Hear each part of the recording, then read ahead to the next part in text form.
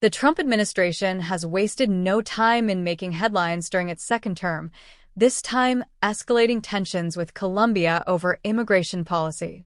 Within 1 week of threatening to impose tariffs, President Trump followed through by targeting Colombia with a series of economic and diplomatic measures in response to the country's refusal to accept deportation flights from the United States. Trump's actions and rationale. On Truth Social, Trump announced a sweeping list of retaliatory actions against Colombia after its government, led by President Gustavo Petro, denied entry to 2 repatriation flights carrying deported migrants. In his statement, Trump criticized Petro, labeling him socialist and accusing him of jeopardizing U.S. national security and public safety. He outlined the following measures. Immediate 25% tariffs. All goods imported from Colombia are now subject to a 25% tariff, with plans to increase this to 50% within a week. Travel ban and visa revocations. The administration has implemented a travel ban on Colombian government officials, their allies, and supporters, revoking existing visas. Visa sanctions. Family members and supporters of the Colombian government, including party members, will face additional visa restrictions. Enhanced customs inspections. Colombian nationals and cargo entering the U.S. will undergo heightened customs and border protection scrutiny under national security grounds. Financial sanctions. Banking and financial sanctions have been imposed on Colombia, effectively targeting its economy. Trump framed these measures as necessary to ensure Colombia fulfills its legal obligations regarding deported migrants, whom he referred to as illegal criminals. Gustavo Petro's response. President Petro responded with a lengthy and defiant message on Twitter, translated into English. His response, a mix of poetic and combative rhetoric, pushed back against Trump's accusations and actions. Petro's key points included rejection of racism and colonialism. He accused Trump of viewing Colombians as an inferior race and invoked Colombia's history of fighting against slavery and colonialism. Defiance against economic bullying. Petro likened Trump's tariffs to economic coercion, comparing them to past efforts to undermine other nations' sovereignty.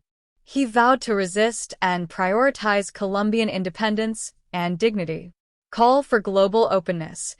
Petro announced that Colombia would remain open to the world, positioning the nation as a bastion of freedom and resilience. Retaliatory tariffs. Petro declared his intention to impose equivalent tariffs on U.S. goods, signaling the beginning of a trade war. Petro's response highlighted his refusal to be intimidated, asserting that Colombia's freedom and beauty would endure despite economic pressures. Economic implications of the trade war. Trade wars are notorious for their economic fallout, and this new conflict is no exception. Experts have consistently pointed out that tariffs, while framed as punitive measures against foreign governments, ultimately harm domestic consumers. In this case, American consumers will bear the brunt of the costs associated with Trump's tariffs on Colombian goods. Key sectors affected. Coffee. Colombia is one of the world's leading coffee producers. Tariffs will increase the cost of importing Colombian coffee, leading to higher prices for American consumers who rely on this staple. Oil. Colombia's crude oil exports to the U.S. will now face tariffs, raising energy costs for Americans. Agriculture. Popular imports like bananas, pineapples, and avocados from Colombia will become more expensive, impacting grocery bills nationwide. Flowers.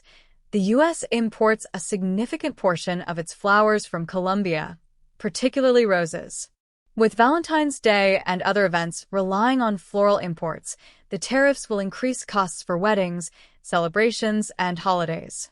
As political commentator Alexandria Ocasio-Cortez pointed out, these tariffs essentially act as a tax on Americans, worsening inflation and disproportionately impacting working-class families. Senator Bernie Sanders echoed these concerns, criticizing the Trump administration for escalating economic tensions with an ally rather than pursuing diplomatic solutions. Historical parallels. Trump's trade wars. This isn't the first time Trump has ignited a trade war. His administration's 2018 to 2019 trade conflict with China serves as a cautionary tale. During that period, Trump imposed tariffs on Chinese goods worth $380 billion, resulting in an estimated $80 billion in additional taxes paid by Americans. The agricultural sector was particularly hard hit, with exports of soybeans and other crops to China plummeting. To mitigate the damage, the administration used taxpayer dollars to subsidize farmers, but the financial relief failed to fully compensate for lost market access. Tennessee's Department of Agriculture highlighted the challenges farmers faced, noting that reestablishing trade relationships with China could take years. Similar long-term consequences could now arise from the conflict with Colombia. The repercussions of Trump's actions extend beyond Colombia. Canada's Prime Minister Justin Trudeau recently warned that any U.S. tariffs on Canadian goods would be met with swift retaliation. Trudeau emphasized Canada's commitment to defending its economy, working closely with provincial leaders and industry stakeholders to prepare for potential escalation. Trudeau's remarks underscore a broader issue. Trump's aggressive trade policies risk alienating not only adversaries, but also long-standing allies. Diplomacy, a cornerstone of international relations, is being sidelined in favor of unilateral actions that strain partnerships and disrupt global markets. Economic realities in a globalized world. Trump's America First rhetoric overlooks the interconnected nature of today's global economy. Countries rely on each other for trade, resources, and economic growth. Disrupting these relationships with tariffs and sanctions ultimately harms all parties involved, with consumers and businesses bearing significant costs. For example, higher consumer prices. Tariffs increase the cost of imported goods, leading to inflationary pressures. Supply chain disruptions. Enhanced inspections and sanctions slow down the movement of goods, creating bottlenecks and inefficiencies.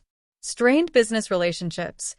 Companies reliant on Colombian imports face uncertainty, forcing them to either absorb costs or pass them on to customers. The emerging trade war with Colombia highlights the pitfalls of using economic sanctions as a blunt instrument of foreign policy.